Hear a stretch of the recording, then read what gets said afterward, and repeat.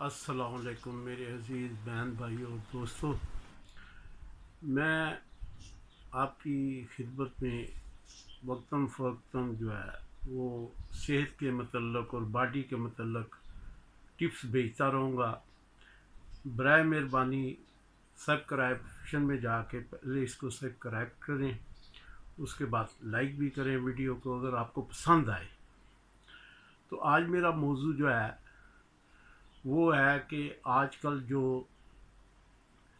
عام امراض ہیں جیسے ہیپاٹائٹس اے بی سی اور جگر کے متعلقہ جتنے لیور کے متعلقہ امراض ہیں، اور جو کرونا ہے اس کا بھی الحمدللہ اللہ کے حکم سے اس کا بھی یعنی علاج، جو کہ میں تقریباً خود بھی اس کے اندر جو ہے وہ رہا ہوں چند دن۔ میں پشاور جا رہا تھا ٹرین میں، اس وقت کرونا بھی ابتدا میں تھا، تو بہت زیادہ رش، بہت زیادہ پبلک تھی، جس کی وجہ سے میں یعنی گھر واپس آیا اسی دن، دوسرے دن ہی صبح۔ تو آ کے میں اچھا بڑا ایکٹیویٹ تھا، کھانا کھایا، اور جب میں لیٹا تو مجھے ایک دم میرا جسم سارا جو ہے وہ جکڑا گیا اور فیور ہو گیا، ٹمپریچر بھی ہائی، سارا جسم۔ وہ میں نے جیو نیوز لگایا ہوا تھا، تو اس پہ جو وہ کرونا کے متعلق سمٹم دے رہے تھے وہ تقریباً سارے میرے اندر موجود تھے۔ میں نے اپنا علاج اپنی جو ہربل میڈیسن ہے اس سے شروع کیا، وہی ڈائٹ لی۔ الحمدللہ آج کافی عرصہ ہو گیا، یہ تقریباً 2 ڈھائی مہینے کا واقعہ ہے یا 3 مہینے سے پہلے کا واقعہ ہے۔ اس کے بعد میری 2 بھانجی ہیں جو مختلف بینکوں میں وہ جاب کرتی ہیں، تو ان کی کوئی سینئر ایک بھانجی کی آئی، وہ ملنے آئی، وہ کرونا پلس تھی، تو وہ گھر آئی تو وہ اس کا بھی اس طرح سینہ جکڑا گیا، فیور ہو گیا۔ اس نے مجھے فون کیا کہ ماموں اس طرح میرے ساتھ معاملہ ہوا ہے، اور میں نے جب وہ رابطہ کیا بینک والوں سے تو انہوں نے بتایا کہ وہ تو کرونا پلس تھی۔ تو میں نے اسی وقت کہا کہ آپ کسی بچے کو بھیجیں، میں میڈیسن بھیجتا ہوں، آپ شروع کریں انشاءاللہ۔ اس کا دوسرے دن ہی جو ہے وہ ٹمپریچر جو ہے نارمل ہو گیا، اور وہ جو جکڑ پن تھا وہ بھی ختم ہو گیا، جو سینے میں ایک جکڑ تھا تو وہ خیر ویکنس اس کے اوپر آئی۔ پھر اس نے کہا ماموں میں ویکنس ہے میرے اندر، وہ جاب پہ وہ دوسرے دن چلی گئی۔ تو میں نے کہا وہ تو پھر آہستہ آہستہ جو ہے مینٹین ہوگی، آپ غذا وغیرہ کھائیں تو انشاءاللہ صحیح ہو جائیں گے۔ تو معاملہ یہ ہے کہ اس کا علاج جو ہے وہ میں نے کرونا پلس کی نبض نہیں، اپنی نبض چیک کی تھی میں، تو وہ جو ڈاکٹروں کے مطابق کہ یہ نمونیا کا ایک یعنی نمونیا کا ایک طرح کا یہ مرض ہے، جیسے بچوں کو یا بڑوں کو بھی نمونیا ہو جاتا ہے۔ تو میں نے اس نمونیا کے حساب سے جو ہے وہ اپنی میڈیسن یوز کی، جو الحمدللہ کامیاب ہے۔ بچوں کو نمونیا ہو جاتا ہے جو 2 2 مہینے بچے علاج کرا کے ہر قسم کا سے یاب نہیں ہوتے، وہ پھر لوگ مجھ سے رابطہ کرتے ہیں ایک دوسرے کے ذریعے، تو الحمدللہ دوسرے دن وہ بچہ اس کا نمونیا الحمدللہ 1 گھنٹے میں بھی ہو سکتا ہے، کچھ ایسے بھی علاج ہیں میرے پاس، لیکن کیونکہ ایک جنرل دوائی بنائی ہوئی ہے، وہ ہیپاٹائٹس پہ بھی کام کرتی ہے اور مختلف امراض پہ کام کرتی ہے، خونی بواسیر پہ وہ کام کرتی ہے، کڈنیوں کے متعلق وہ کام کرتی ہے۔ تو وہ میں کیونکہ پھر وہ اگر فوری تو اس کے لیے اسپیشل دوائی بنانی پڑتی ہے، تو لہٰذا میری جو آپ لوگوں سے درخواست ہے کہ چند چیزیں جو ہیں اپنی زندگی میں اگر تو نارمل ہیں، ہر صحت مند بندہ بھی اس کو احتیاط میں لائے، کہ چند چیزیں ہیں جو آپ کے جسم میں جو آنے والے وقتوں کے لیے ایک صحت مند آدمی کے لیے بھی جو ہے وہ نقصان کا باعث بنتی ہیں۔ جو یورک ایسڈ جسم میں اور کولیسٹرول کو بہت زیادہ وہ جمع کرتی ہے، اور یہ ہیپاٹائٹس، بواسیر، اور یہ جوڑوں کی دردیں جو ہے، پٹھوں کی دردیں جو ہے، پتے کی پتھری، گردوں کی پتھریاں، یہ ساری جو ہے یورک ایسڈ سے ہی اور کولیسٹرول کی زیادتی سے لیفٹ سائڈ پہ اس کے جو امراض ہیں، اور جو یورک ایسڈ کے متعلق ہے وہ رائٹ سائڈ آپ کی جو ہے، جیسے دائیں کڈنی ہوگی اور دائیں جو ٹانگ ہے، جیسے وہ شیٹیکا ہو جاتا ہے، پہلے ایڑیوں میں درد، پھر اس کے بعد جو مسلز ہیں وہ پل ہونے شروع ہو جاتے ہیں، درد ہونی شروع ہو جاتی ہے. اسی طرح بواسیر جو ہے وہ بھی یورک ایسڈ سے ہی پیدا ہوتی ہے. اب ہمارے جسم میں کون سی ایسی اشیاء ہیں، غذائیں ہیں جو یورک ایسڈ کو بڑھاتی ہیں؟ ان میں سب سے پہلے جو ہے وہ بیف، چکن برائلر اور یوگرٹ،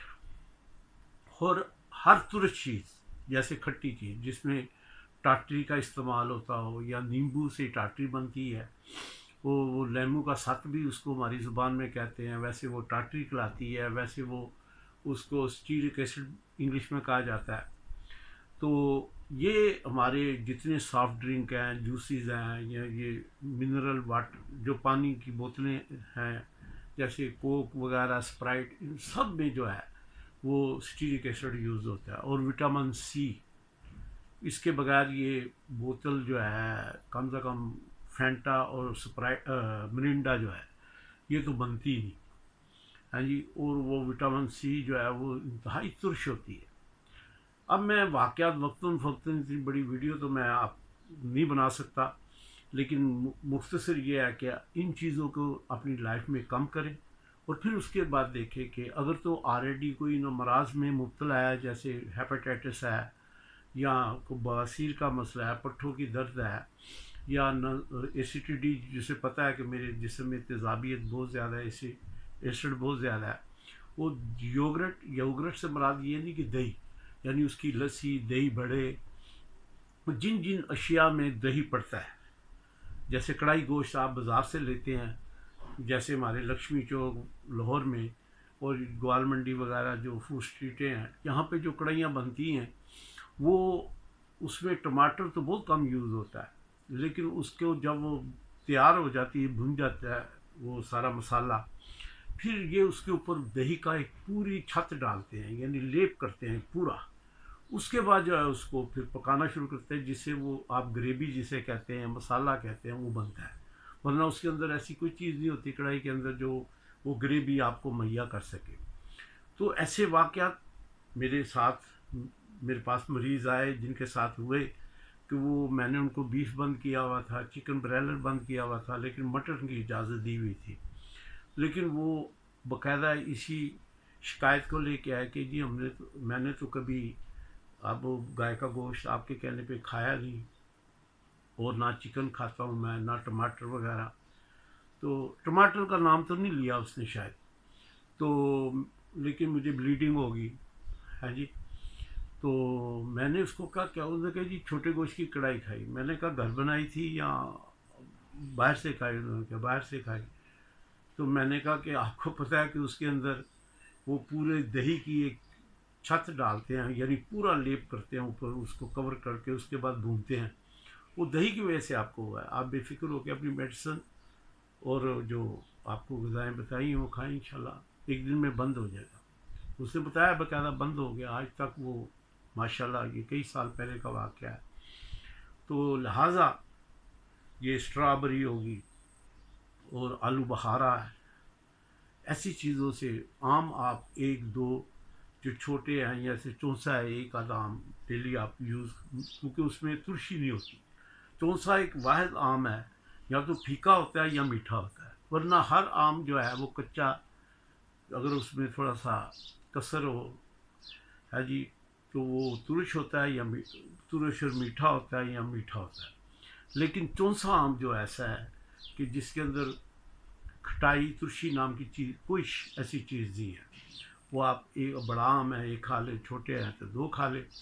روزانہ کھائیں. وہ ویسے بھی مصفی خون ہے، خون کو صاف کرتے ہیں اور اس کے اندر جو فضلات ہیں اس کو خارج کرتے ہیں. اسی طرح یہ گرما اور خربوزہ یہ کڈنیوں کے لیے بہترین چیز ہے. میں اکثر اپنے بہن بھائیوں کو عرض کرتا ہوں کہ اگر کڈنی کے لیے کوئی ایک آدمی کے 1,00,000 روپے کا نسخہ بنے گا جس سے کڈنی آپ کی صحیح ہو جائے گی، لیکن خربوزہ جو اس کا چھلکا ہے، ہم تو مریضوں کو جو ہے وہ چھلکے سمیت کھانے کی وہ کے لیے درخواست کرتے ہیں کہ اگر کھا سکے تو چھلکے سمیت کھا جائے، لیکن وہ لاکھ روپے کی دوائی جو ہے وہ بھی خربوزے کے مقابلے میں کوئی نسخہ اس کے سامنے کچھ بھی نہیں ہے. تو اپنی زندگی میں جب سیزن ہوتا ہے، سیزن سے باہر بھی ہمارے سندھ سے جو ہے وہ خربوزہ آتا رہتا ہے، سردیوں میں بھی، یعنی کبھی آ گیا پھر وہ تھوڑا گیپ پڑتا ہے، 12 مہینے نہیں تو کم سے کم 8 9 مہینے خربوزہ جو ہے وہ ملک میں دستیاب ہے. اور جہاں تک خربوزے کی بات ہے کہ یہ سردیوں میں بلکہ بہت میٹھا ہوتا ہے کیونکہ وہ پیور سندھ سے آتا ہے. اور جب پنجاب کا شروع ہوتا ہے، وہ آج کل ہمارے پنجاب کے خربوزے جو ہیں وہ کافی سالوں سے ان کے اندر شاید ہی کوئی میٹھا نکلا ہے، ورنہ سردیوں میں جتنا بھی خربوزہ آتا ہے وہ سارے میٹھا ہوتا ہے. تو آپ بہن بھائیوں سے درخواست ہے، انشاءاللہ میں آگے تھوڑی تھوڑی تفصیل سے، کیونکہ ویڈیو لمبی ہوتی جا رہی ہے، تو میں پھر انشاءاللہ اگر کوئی آپ مجھ سے رابطہ کرنا چاہیں تو میرا نمبر جو ہے وہ میرے سبسکرائب کریں گے تو اس کے اندر موجود ہے، تو مجھ سے فری میں آپ اپنا، یا ویسے ہی آپ کمنٹس کے اندر اپنی کوئی معلومات لینا چاہتے ہیں اپنی باڈی کے کسی بھی، ہاں جی، مرض کے لیے، کوئی آرگن آپ کا مسئلہ ہے یا مرض ہے کوئی، اس کے لیے ایڈوائز لینا چاہتے ہیں، وہ آپ کو فری میں ملے گی انشاءاللہ. اللہ حافظ.